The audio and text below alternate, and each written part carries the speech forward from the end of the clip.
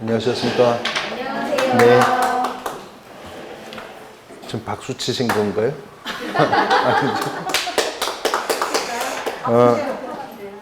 네. 핵심 이론 요약 정리하면서 관련된 최근의 단원별 기출 문제들 살펴보고 있습니다. 우리가 지난주에 그 중개사무소의 운영까지 살펴보셨고요. 핵심 요약집 50페이지에 보시면 이제 공인중개사 법령의 5번째 테마, 개업공인중개사의 의무 및 책임이라고 하는 부분입니다. 중개사무소 개설 등록한 개업공인중개사가 중개업을 영위하면서 준수해야 될 여러 가지 의무와 책임에 관한 부분인데요. 그 중에 첫 번째 보시면 개업공인중개사의 기본 의무라고 하는 단어 나오죠. 근거 규정이 공인중개사법 29조고요. 공인중개사법 29조는 개업공인중개사 등의 기본 윤리라고 규정이 되어 있죠. 공인중개사법 29조는 1항과 2항으로 양분되어서 규정되어 있는데 공인중개사법 29조 1항은 개업공인중개사 및 소속공인중개사는 이렇게 조문이 출발을 해요. 우리가 개별적 의무로서 16조에서 이렇게 출발하는 문장의 주어를 본 적이 있었거든요. 개업공인중개사 및 소속공인중개사는 이렇게 나가는 의무가 있었어요. 뭐였죠? 인장등록 의무가 그랬었는데요. 29조 1항도 개업공인중개사 및 소속공인중개사는 첫 번째 전문 직업인으로서 지녀야 할 품위를 유지해야 된다. 그리고 두 번째는 신의와 성실로서 공정하게 중개 관련 업무를 수행해야 된다. 이 두 가지 의무는 개업공인중개사뿐만이 아니라 소속공인중개사도 준수해야 될 의무라고 규정을 했죠. 근데 같은 29조인데 29조 2항은 비밀을 준수해야 될 의무를 규정한 거죠. 업무상 알게 된 비밀을 준수해야 할 의무를 규정했는데 이 비밀 준수 의무는 몇 가지의 중요한 특징이 있었습니다. 첫 번째는 29조 2항은 두 문장으로 구성되었는데 두 문장이 모두 다 개업공인중개사 등은 개업공인중개사 등이 이렇게 출발해요. 그래서 비밀 준수 의무는 개업공인중개사 및 소속공인중개사뿐만 아니라 중개보조원도 법인인 개업공인중개사의 임원 또는 사원도 모두 준수해야 된다는 거 첫 번째 특징.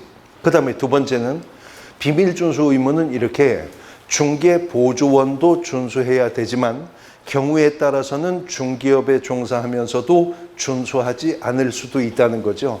이 법 및 다른 법률에 특별한 규정이 있는 경우를 제외하고는 이렇게 출발하고 있기 때문입니다.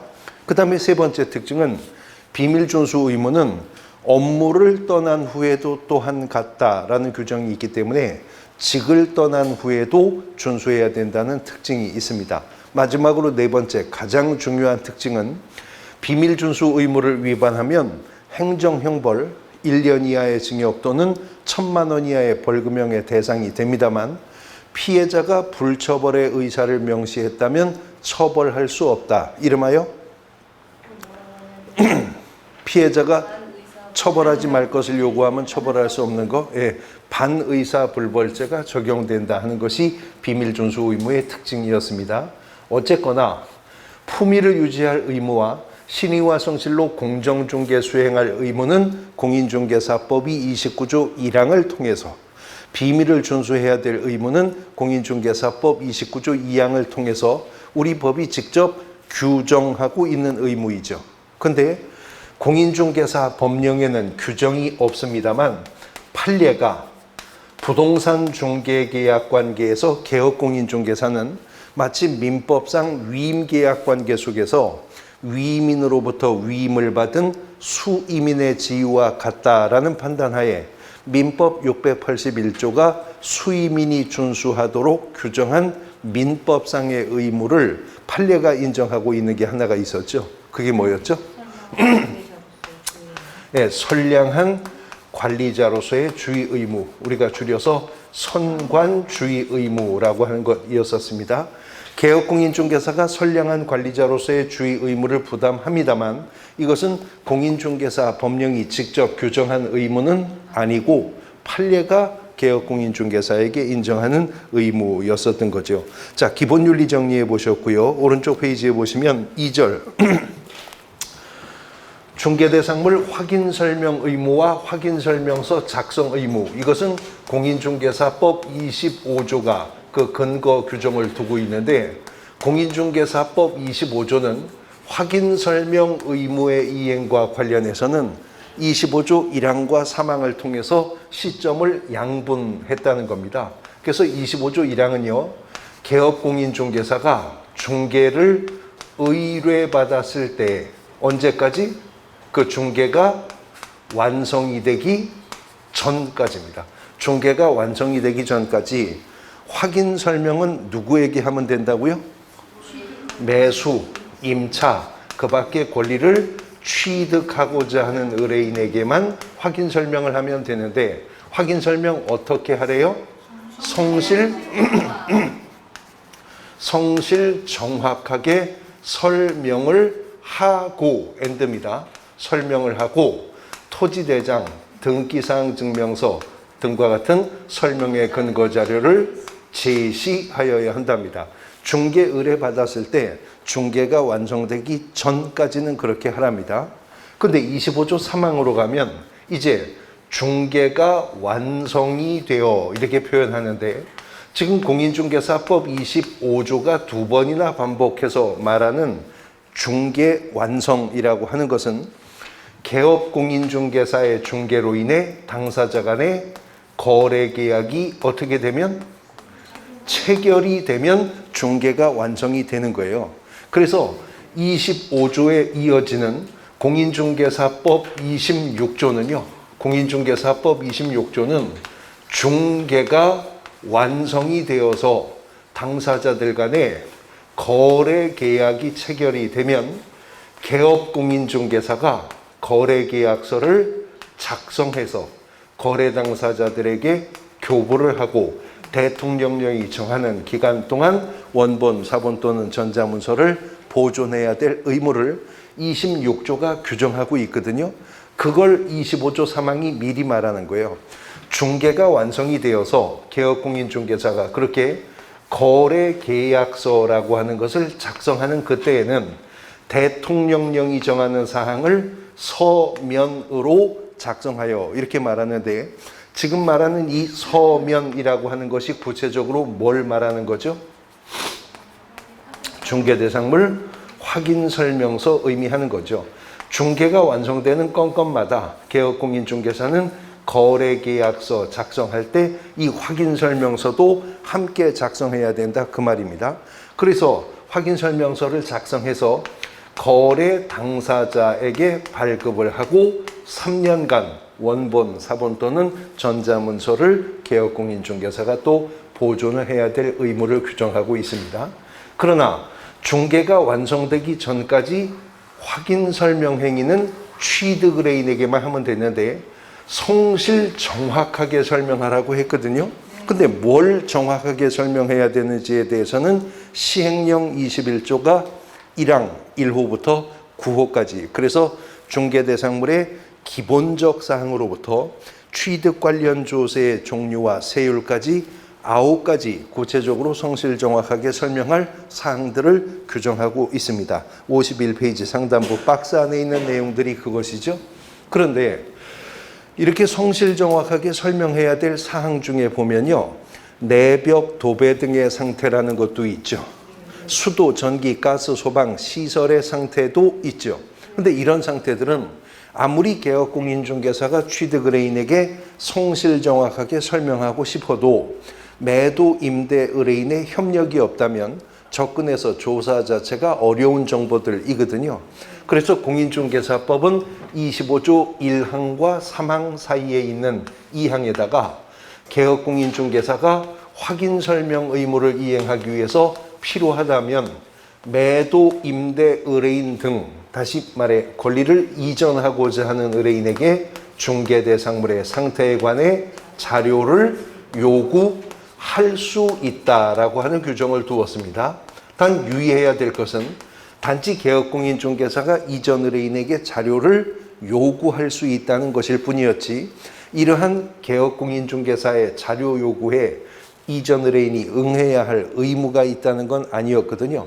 그래서 021조 1항이 확인 설명할 사항 9가지를 확정하고 나서 바로 이어지는 2항에서 만일 이러한 자료 요구에 이전 의뢰인이 불응한다면 개업공인중개사는 어떤 조치를 취할 것인지를 규정하고 있죠. 어떻게 알아요? 불응하면 그 사실을 취득 의뢰인에게 설명을 하고 그 다음에 확인 설명서에 기재하여야 한다라고 하는 규정을 두고 있다라고 하는 것입니다. 자, 중개 완성 전에 확인 설명 행위는 취득 의뢰인에게만 하면 되는 것이지만 중개가 완성되었을 때 확인 설명서는 거래 당사자 쌍방에게 발급하라는 것인데, 확인 설명서는 언제 작성하는 것이라고요? 중개가 완성이 되어서 거래 계약서를 작성하는 그때 함께 작성하는 겁니다.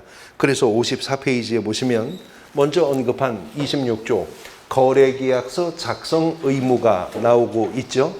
공인중개사법 26조는 중개가 완성되어 당사자 간의 거래 계약이 체결되면 개업공인중개사가 거래 계약서를 작성하여 거래 당사자에게 교부하고 5년간 원본, 사본 또는 전자문서를 보존하도록 하고 있습니다. 단 거래계약서든 확인설명서든 각각 5년, 3년 보존해야 되는 것이 원칙이지만 예외가 있죠. 공인전자문서센터에 보관된 경우에는 그 보존 의무가 생략될 수 있다라고 하는 차이점이 있다는 것입니다.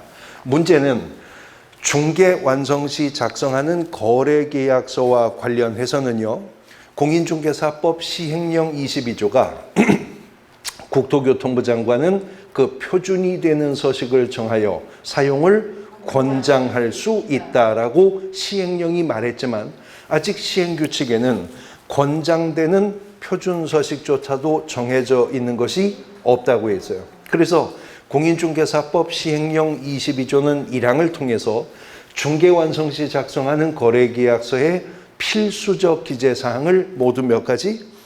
9가지를 정해두고 있습니다.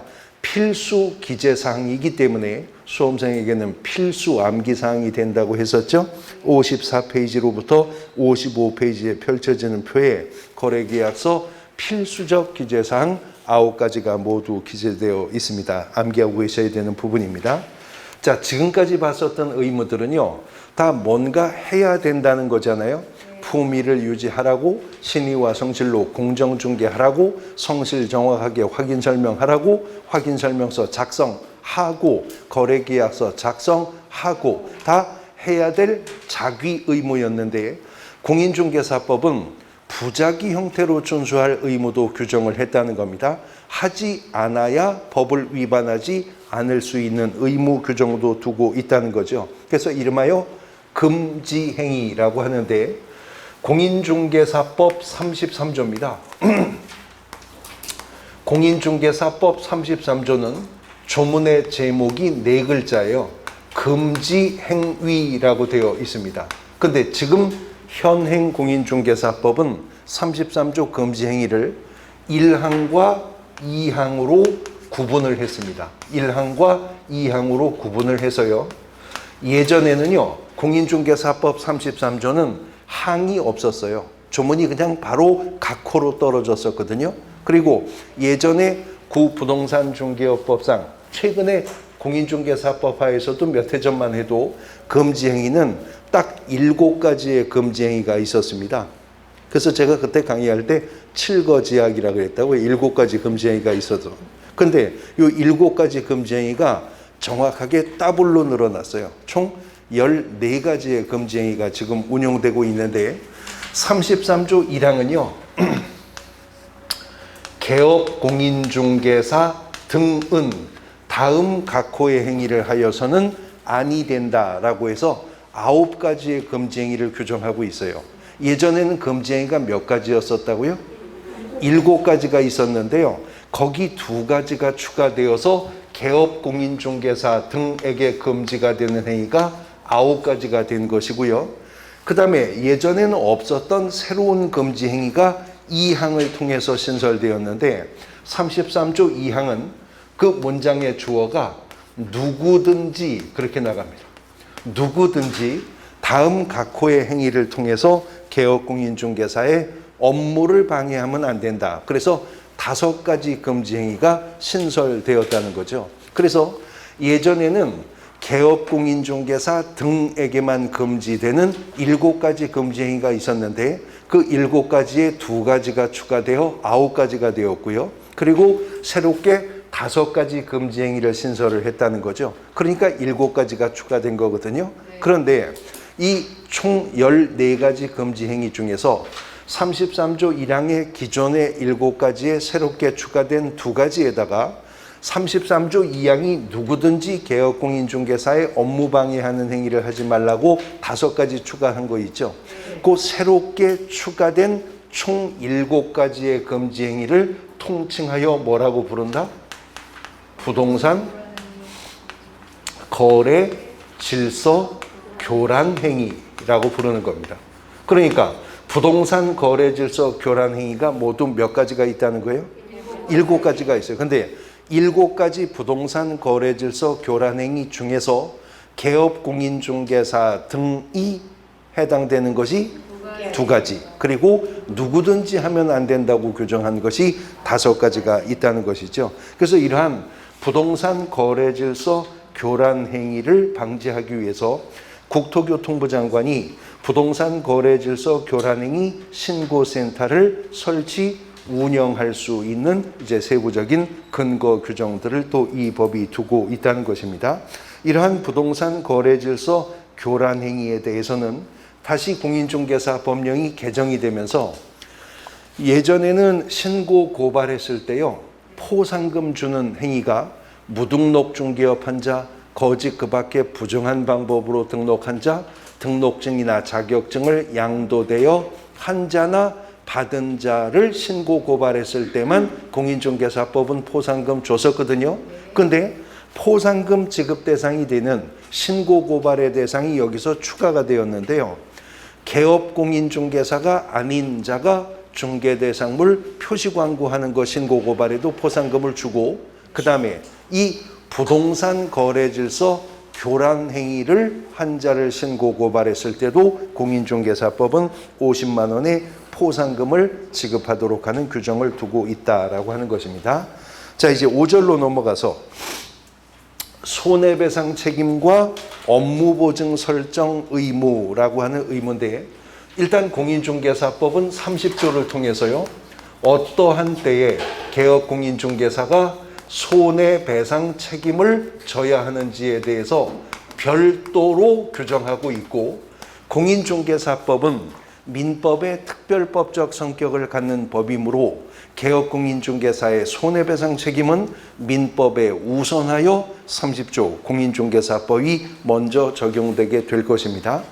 공인중개사법 30조는요, 1항도 2항도 모두 다 문장의 주어가 개업공인중개사는 이렇게 출발합니다.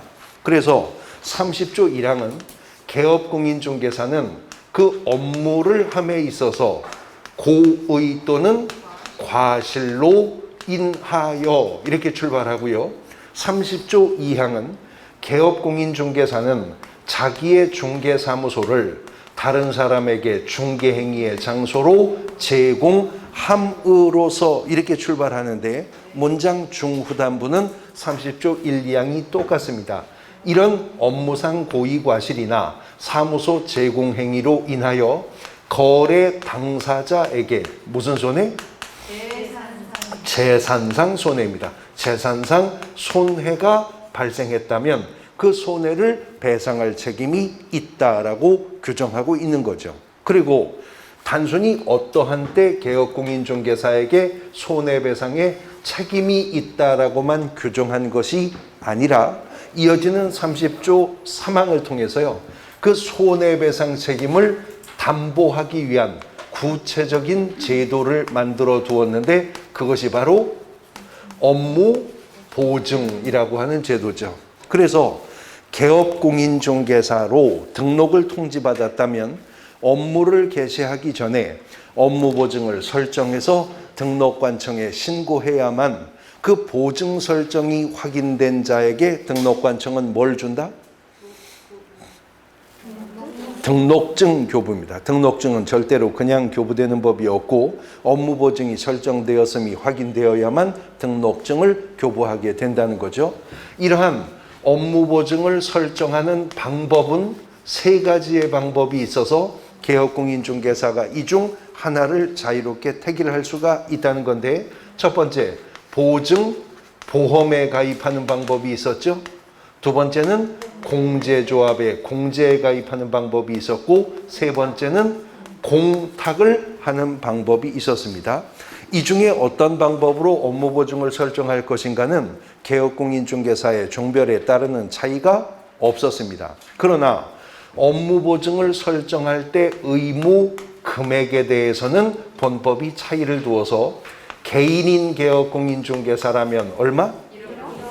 1억 원 이상 업무보증 설정하라. 근데 법인의 경우라면 2억 원 이상의 업무보증을 설정을 하는데, 단 분사무소를 설치하게 된다면 분사무소 추가시마다 1억 이상 업무보증은 추가 설정해야 된다는 거죠. 그러나 농업협동조합법에 근거한 지역농협만큼은 농지에 대해서 조합원 간의 거래만 한정하여 알선하는 것이니 보증 설정 의무 금액을 대폭 완화 적용해 줄 수 있다. 그래서 지역농협은 1,000만 원 이상의 업무보증을 설정하도록 하고 있습니다. 업무보증을 보험에 가입할 거냐, 공제에 가입할 거냐, 공탁할 거냐, 개업공인중개사가 자유롭게 선택할 수 있는 것처럼 자유롭게 갈아탈 수도 있죠. 변경할 수도 있다고요.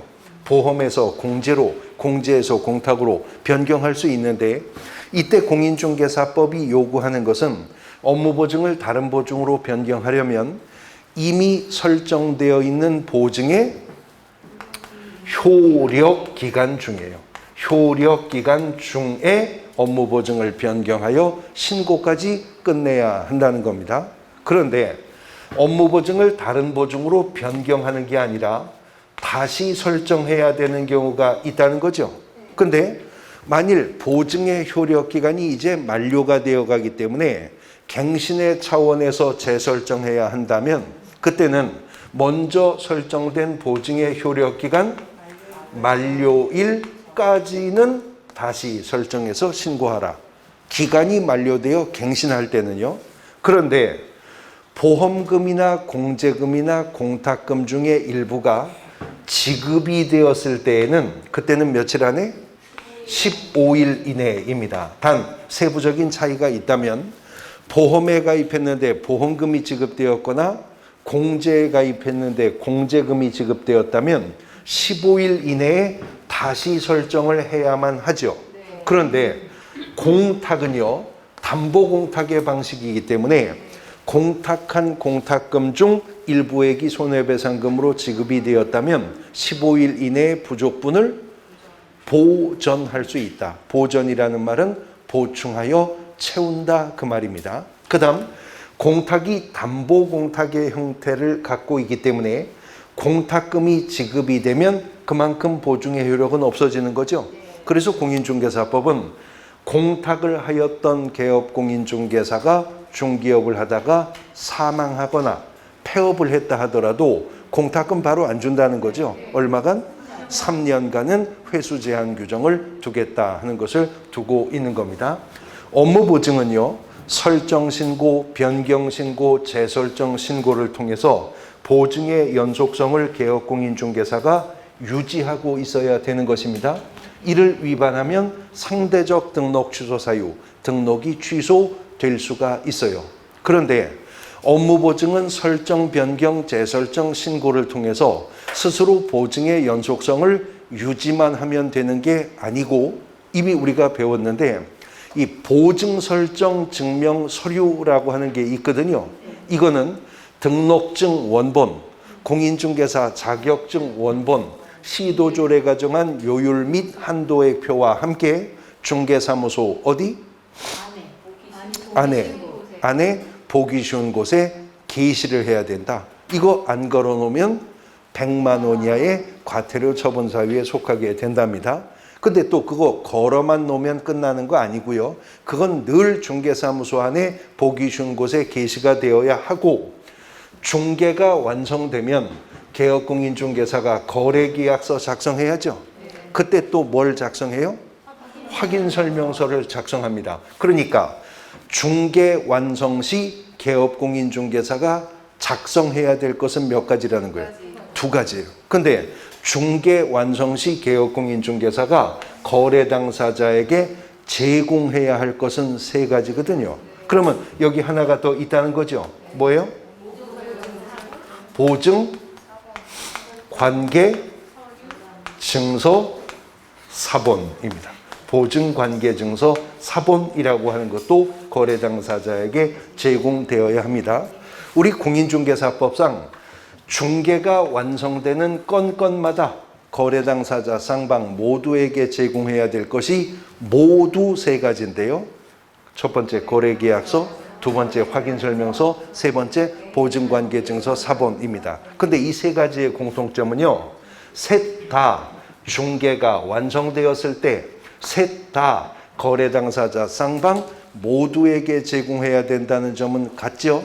그런데 그 3가지 중에 거래계약서와 확인설명서는 중개 완성 시 개업공인중개사가 작성한 문서이거든요.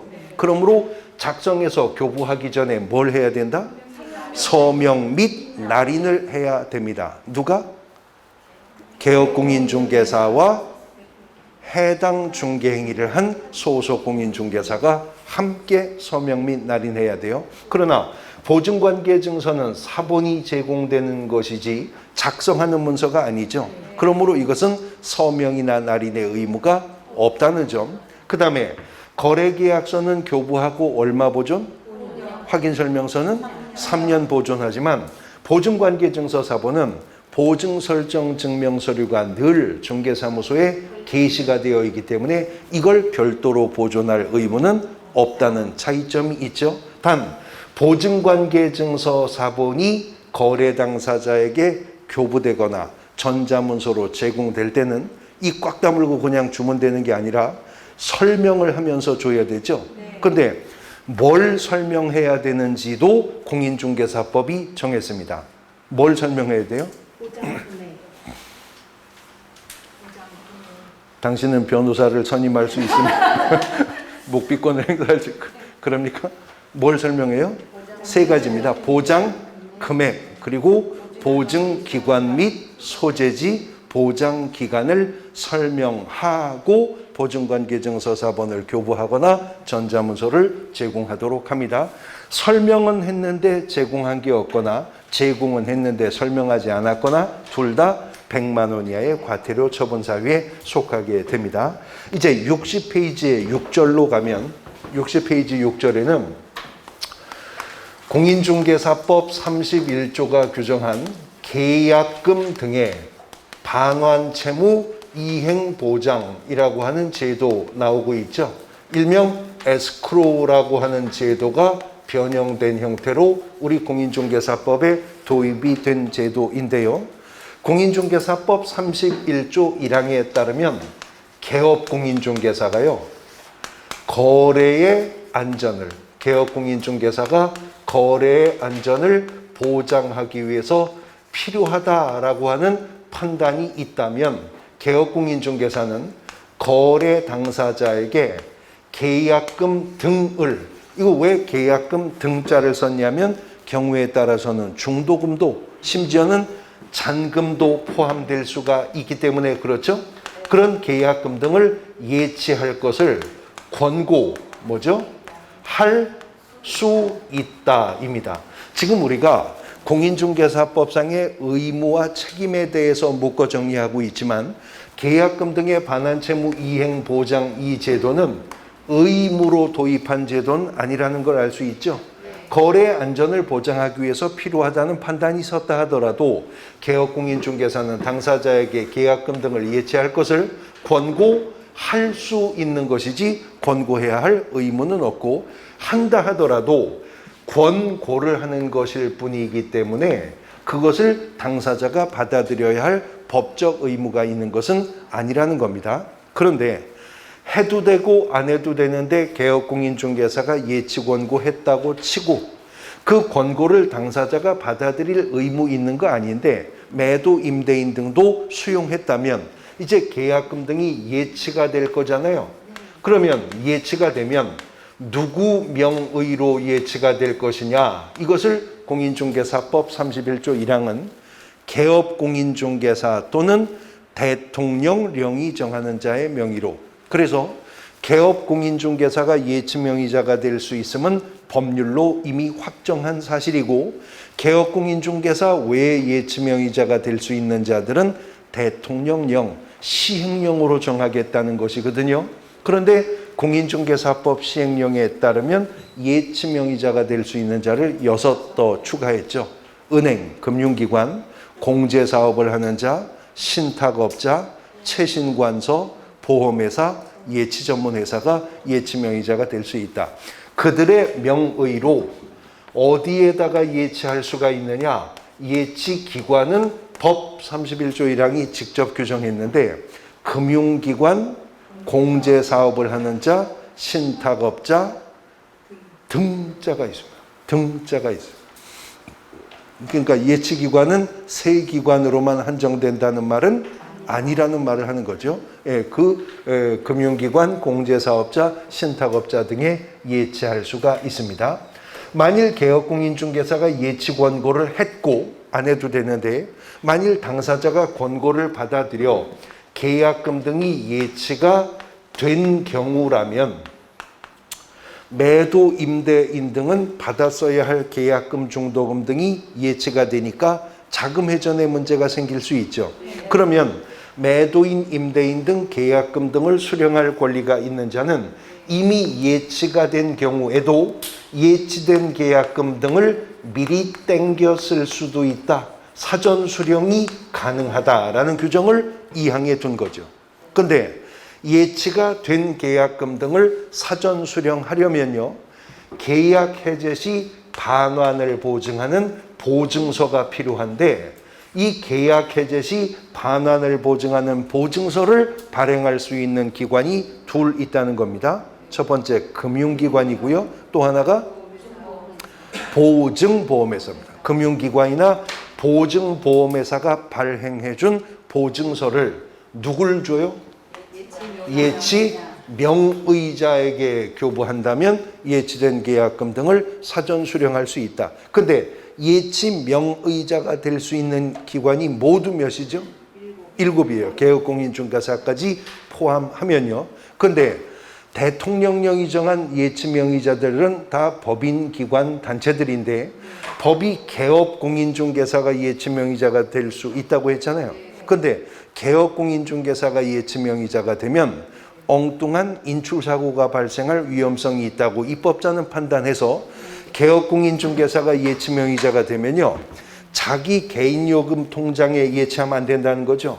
별도의 예치관리 통장을 개설, 관리해 분리 예치해야 되고, 개업공인중개사는 당사자 동의 없이는 예치된 계약금 등을 사전 인출할 수 없도록 규정했는데도 그래도 사고치는 개업공인중개사가 있을 것 같으니까 대통령령이 정하는 자들이 예치명의자라면 발생하지 않는 의무인데, 개업공인중개사가 예치명의자가 되었다면 그 예치된 계약금 등의 반환을 보장하는 별도의 또 다른 개별적인 업무 보증을 설정해야 한다는 거죠. 근데 설정 방법은 똑같아요. 보증, 보험에 가입하거나 공제에 가입하거나 공탁하는 방법 중 선택할 수 있다. 단 일반적인 공인중개사법의 업무 보증은 개업공인중개사의 종별에 따라 설정 의무 금액이 확정되어 있었잖아요. 그런데 개업공인중개사가 예치명의자가 되었을 때 예치된 계약금 등의 반환을 보장하는 개별적 업무 보증 설정 금액은 예치된 금액의 해당하는 금액을 업무 보증 설정하도록 하고 있다라고 하는 것입니다. 자, 공인중개사 법령이 규정하고 있는 각종 의무와 책임의 핵심들 뼈다구만 추려서 일단 쭉 그 프레임을 잡아봤고요. 이제 관련된 최근의 기출문제를 보면서 관련하여 출제자는 어떻게 문제를 구성하고 출제 의도를 갖고 문제를 만들고 있는지 분석해 보겠습니다. 쉬었다가 보도록 하시죠.